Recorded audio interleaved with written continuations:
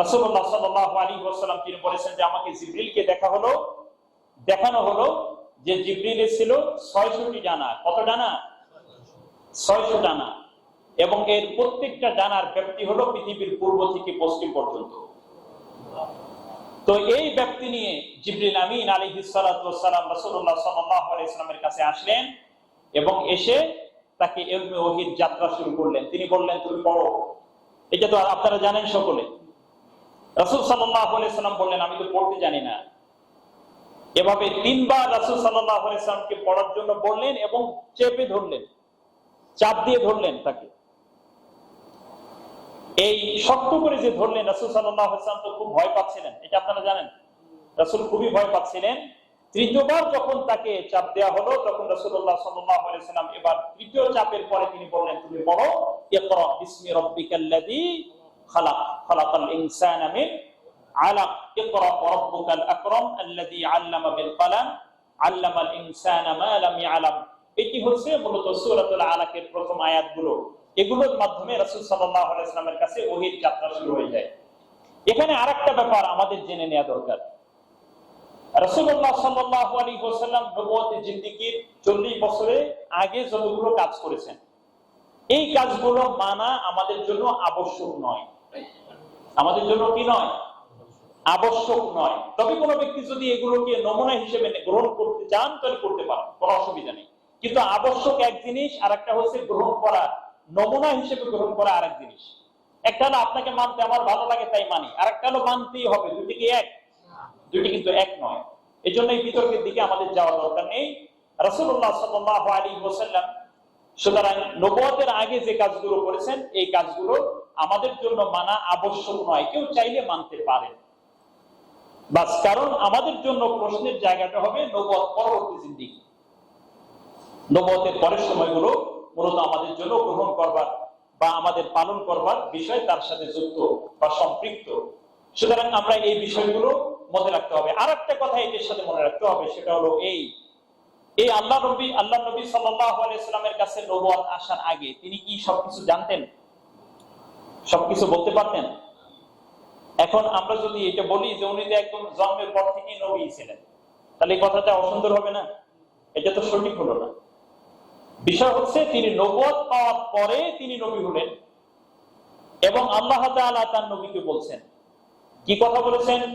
মা কুনতা তাদরি মাল কিতাবু ওয়ালাল ঈমানু ওয়ালাকিন জাআলনাহু নূরা নাহদি বিহি মান নাশাউ মিন ইবাদিনা ওয়া ইন্নাকা লাতাহদি ইলা সিরাতিন মুস্তাকিম।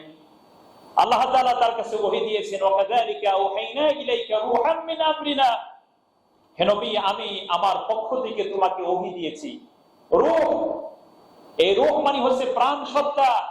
এই রূহ মানে হচ্ছে তোমার প্রাণকে জাগ্রত করা ওহীর মাধ্যমে। নতুন জীবন আমি তোমাকে দিয়েছি। মা কুনতা তাদরি মাল কিতাব ওয়ালাল ঈমান, তুমি তো জানতে না কিতাব কি, ঈমান কি। আল্লাহ কাকে বলছেন?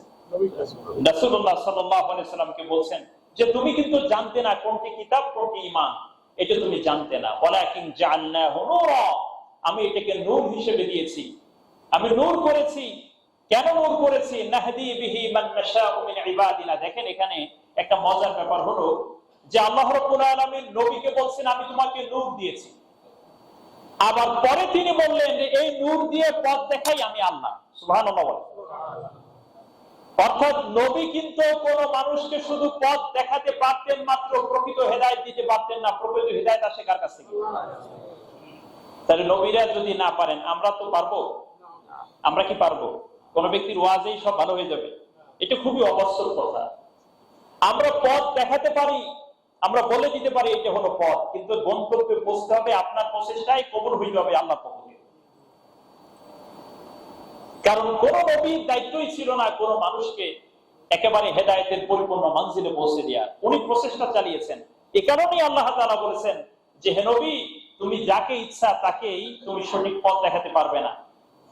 ইন্নাকা লা তাহদি মান আহবাবতা ওয়ালাকিন্নাল্লাহা ইয়াহদি মান ইয়াশা, যে নবী তুমি যাকে চাও তাকেই তো তুমি পছন্দ করলেই তাকে হেদায়েতের পথ দেখাতে পারবে না। বরং আল্লাহ তাআলা যাকে চান তাকেই শুধু সঠিক পথ তিনি দেখান। সুতরাং এই জন্য আমাদের এই কথা মাথায় রাখতে হবে যে কোন মানুষের ওয়াজে আর নসিহতে একটা সমাজ পরিবর্তন হয়ে যাবে, এটা কিন্তু বাস্তব নয়। রাসূলুল্লাহ সাল্লাল্লাহু আলাইহি ওয়াসাল্লাম এভাবে হেরা গুহায় তিনি ওহীর যাত্রা শুরু করলেন। তিনি পেয়ে গেলেন আল্লাহর পক্ষ থেকে সঠিক নূর, পথ নির্দেশনা। এবার যখনই নির্দেশনা পেলেন তিনি বাড়িতে আসলেন, তারপরে তিনি ভীত সন্ত্রস্ত হলেন, আপনারা জানেন। এবং খাদিজা রাদিয়াল্লাহু তাআলা আনহার কাছে এসে বললেন, আমাকে কম্বল দ্বারা আবৃত করো, আমার খুব ভয় হচ্ছে, আমার মনে খুব ভয় পাচ্ছি, আমি লাকাদ খাশিতু আলা নাফসি, আমি আমার খুব ভয় হচ্ছে, আমার ভিতরে আমি নিজেকে নিয়ে খুব ভীত সন্ত্রস্ত হচ্ছি। তো তারপরে অনেকগুলো কথা যেগুলো গত জুমায় আমাদের আলোচনা হয়েছে। আজকে খোলাসা তথা সামারাইজ আমরা কি পেলাম? প্রথম যে বিষয়টি পেলাম সেটা হলো এই যে শুধু সামাজিক কাজ করেই কিন্তু প্রকৃতার্থে মানুষ আল্লাহ রাব্বুল আলামিনের সন্তুষ্টি পেতে পারে না। যদি এই সামাজিক কাজ করার পিছনে শুধু আল্লাহর সন্তুষ্টি লাভ এই নিয়তি তার মধ্যে না থাকে।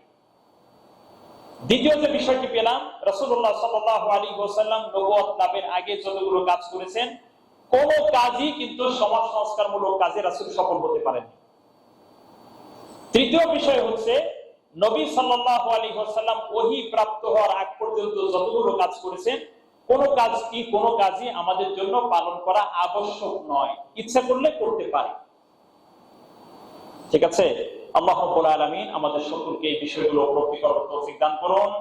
আমাদের পরবর্তী আলোচনা হবে রাসূল সাল্লাল্লাহু আলাইহি সাল্লামের সংস্কারের কাজ ওহী পাওয়ার পরে কিভাবে শুরু করলেন। আল্লাহ রাব্বুল আলামিন আমাদের সকলকে ধারাবাহিকভাবে আলোচনা শুনে আমাদের জীবনকে ঢেলে গঠন করার তৌফিক দান করুন। ওয়া আখির দাওয়ানা আনিল হামদুলিল্লাহি রাব্বিল আলামিন।